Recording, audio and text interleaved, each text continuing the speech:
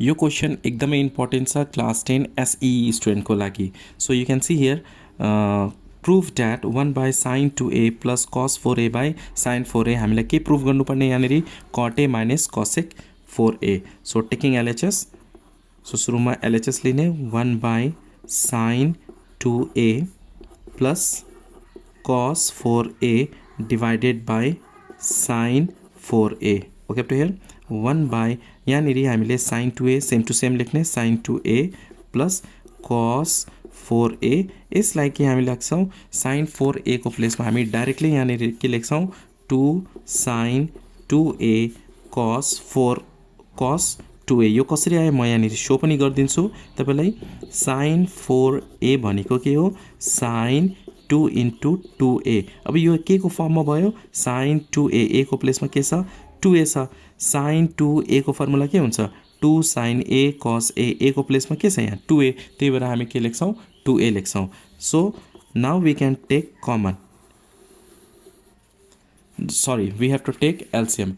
Now we have to take LCM. LCM के आउँछ common के छ यहाँनिर sin 2a। So sin 2a भनेपछि एकपल्ट मात्र लेख्ने 2 sin 2a cos 2a के भएको छ यहाँनिर एलसीएम। एलसीएम के आयो 2 sin a cos a। Common चाहिँ एकपल्ट लेख्ने, अरू चाहिँ रिमेनिङ। अब डिभाइड गर्ने, यो र यो डिभाइड गर्ने। अब यहाँ हेर्नुहोस् त sin 2a क्यान्सल हुन्छ, रिमेनिङ के भयो 2 cos a 1 सँग मल्टिप्लाई गरिदिने 2 cos 2a प्लस को प्लस फेरि के गर्ने यो दुईटा हामी डिभाइड गर्नुपर्छ। यहाँ हेर्नुहोस् त यो र दुईटा क्यान्सल हुन्छ, 2 र 2 क्यान्सल भयो, sin 2a cancel, cos 2a cancel. यो दुईटै डिभाइड गर्दा रिमेनिङ 1 इन्टु cos 4a केही बाँकी भयो भने 1 इन्टु माथिकोले मल्टिप्लाई गर्ने cos 4a। अब हामी cos 4a को फर्मुला युज गर्ने cos को फर्ममा। यहाँ हेर्नुहोस् म यहाँ फर्मुला पनि लेखिदिन्छु। cos 2a को फर्मुला के हुन्छ cos को फर्ममा 2 cos स्क्वायर a माइनस 1। तर यहाँ के छ cos 4a छ। सो cos 4a लाई हामी cos 2 इन्टु 2a बनाउने पहिला। cos 2a a को प्लेसमा के छ 2a छ, त्यही भएर a को प्लेसमा के लेख्छौँ हामी 2a लेख्छौँ। So we can write 2 cos square 2a minus 1। यो चाहिँ हामीले यहाँ लेख्नुपर्ने भयो 2 cos 2a plus cos 4a को प्लेसमा हामी के लेख्छौँ 2 cos square 2a minus 1 divided by 2 sin 2a cos 2a। Okay up to here. अब we have to take common from this two term. यो दुईटा टर्मबाट कमन लिने। Okay so we can write here 2 यो दुईटा टर्मबाट कमन लिने, 1 लाई लिने होइन। अब 2 र 2 कमन 2 आयो cos 2a स्क्वायर, यहाँ दुईटा cos 2a छ, यहाँ cos 2a एउटा छ। सो cos 2a कमन आएको छ। वाट इज रिमेनिङ, यहाँ कुनै पनि इलिमेन्ट्स रिमेनिङ भएन भने हामी के लेख्छौँ 1 प्लस को plus 2 common cos square 2a, यहाँ एउटा cos 2a कमन आएको छ। So what is remaining cos 2a remaining. Okay minus 1 divided by 2 sin 2a cos 2a।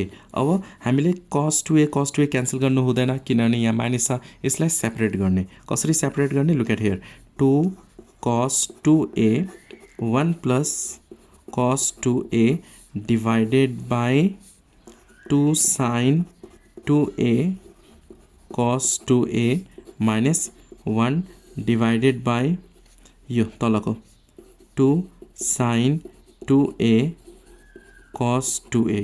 Okay up to here. अब हेर्नुहोस् त 2 and 2 क्यान्सल हुन्छ, cos 2a के भयो क्यान्सल भयो। What is remaining here 1 plus cos 2a divided by sin 2a minus 1 by यो के को फर्मुला हो 2 sin theta cos theta, theta को प्लेसमा ये छ 2 sin a cos a formula sin 2a हुन्छ, sin 2a को प्लेसमा के छ 2a छ। सो a को प्लेसमा हामी के लेख्छौँ 2a नै लेख्छौँ। After this